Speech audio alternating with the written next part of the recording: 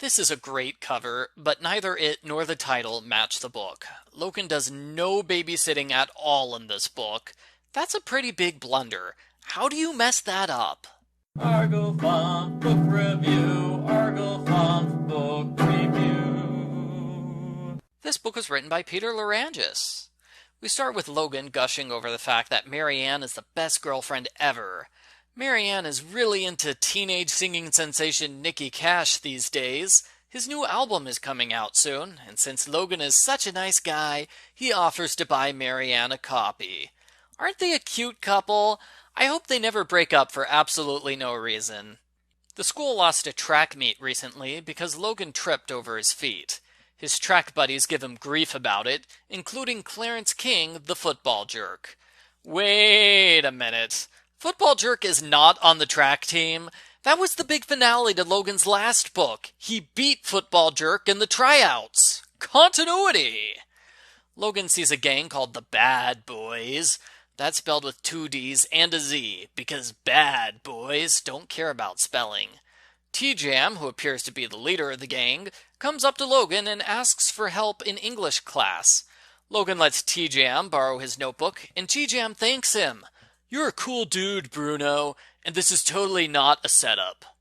As usual, there's a BSC meeting where Logan describes all the various girls, and yes, he uses the word gorgeous to describe both Stacy and Claudia.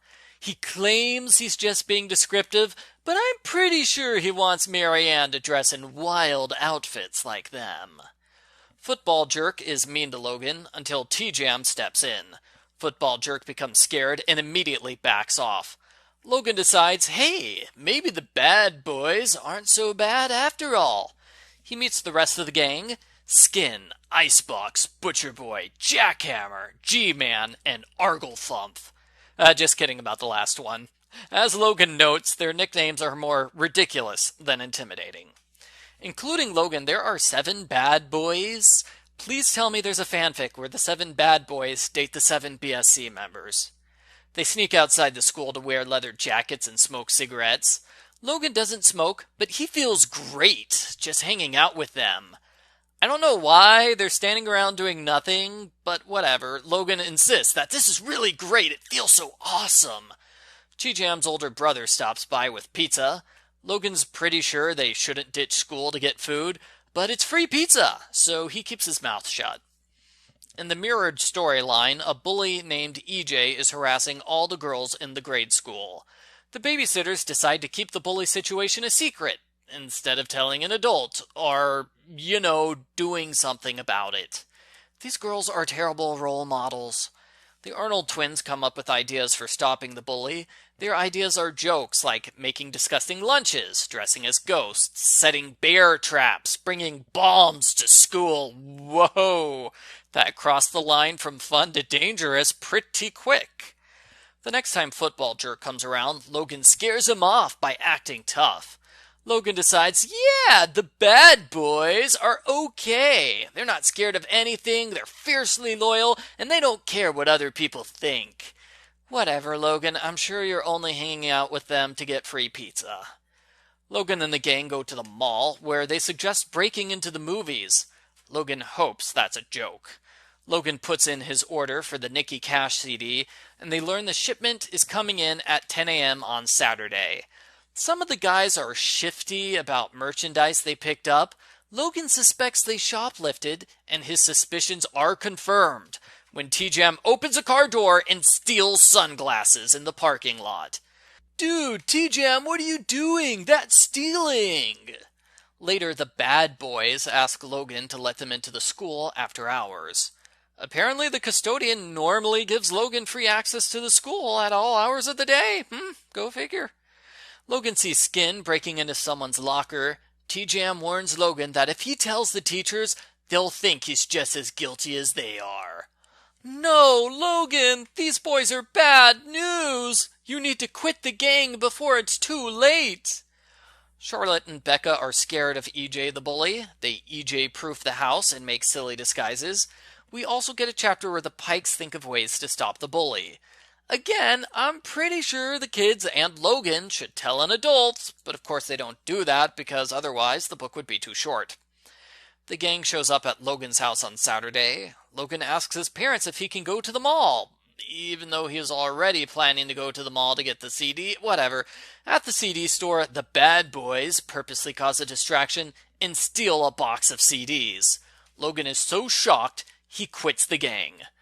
And the Badd Boyz start to alternate between threatening Logan and buttering him up. They threaten that he'll be arrested if he turns them in, and they threaten him with a smiling rat picture. Not smiling rats! They butter him up with his very own leather jacket, complete with a name patch that T-Jam's mom made. T-Jam, you know it's hard to look like a scary gangster when you still need your mommy to sew for you, right? T-Jam gives Logan 2 tickets for a sold-out Nicki Cash concert. Marianne thinks he's the best boyfriend ever. All the babysitters gush over it. Logan overhears the gang plotting a second robbery, and he goes on a date with Marianne.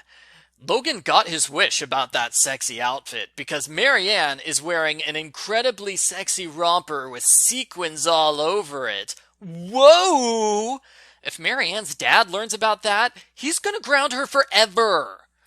Logan specifies that Marianne's outfit has full pants, but I'm not changing that picture of sexy Santa, Marianne. Marianne mentions a girl named Ann Kennedy was heartbroken when her concert tickets were stolen from her locker. Logan realizes the tickets were stolen, so he confesses everything. At first, Marianne is mad, but then she cries because she feels so bad for Logan after everything he's been through. She really is the best girlfriend at the Babysitters Club. Logan tells his parents and the police the Badd Boyz are arrested and forced to pay a fine. Logan goes back to his old friends, including Football Jerk, who is very impressed that Logan single-handedly stopped a gang. In the final chapter, we get told how the kids dealt with EJ the bully. They started walking together in a group, so EJ was always outnumbered. When they ignored EJ, she sat down and cried. Yes, she. Everyone is surprised to learn EJ is a girl named Eleanor Jane. Whoa! The BSC use EJ as an excuse to lecture readers on gender equality, which is a little awkward considering that Logan's gender is the main selling point of this book. That's why boy is in the title. Logan makes things up to Marianne with tickets for Nicki Cash's concert in New York. The end. Post-book follow-up.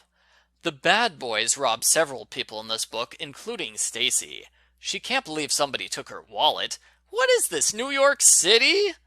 Whoa, did Stacy just insult New York? Dude, I thought she couldn't do that. This was a fun book. The premise of a middle school gang is stupid, but I loved it. It was hilarious, and I liked seeing Logan interact with the gang members.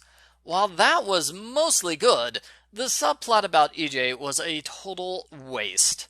Remember how the Arnold twins came up with ideas to stop the bully in the first chapter? Let me quote that section. What about just ignoring him, Claudia said, or walking with a group of friends?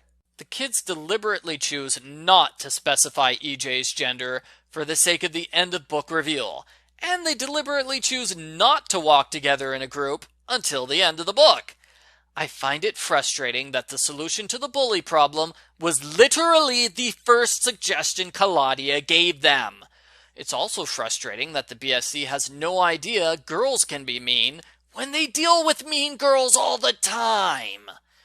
Overall, it's a good book with a bad subplot. It was different to see the part of Logan's life that's not at all connected with Babysitter's Club, and it was different to see the relationship drama from Logan's point of view. Like the previous book, I think it totally wasted Logan's family. Total wasted them. Give them the subplot, and then this book would be a winner.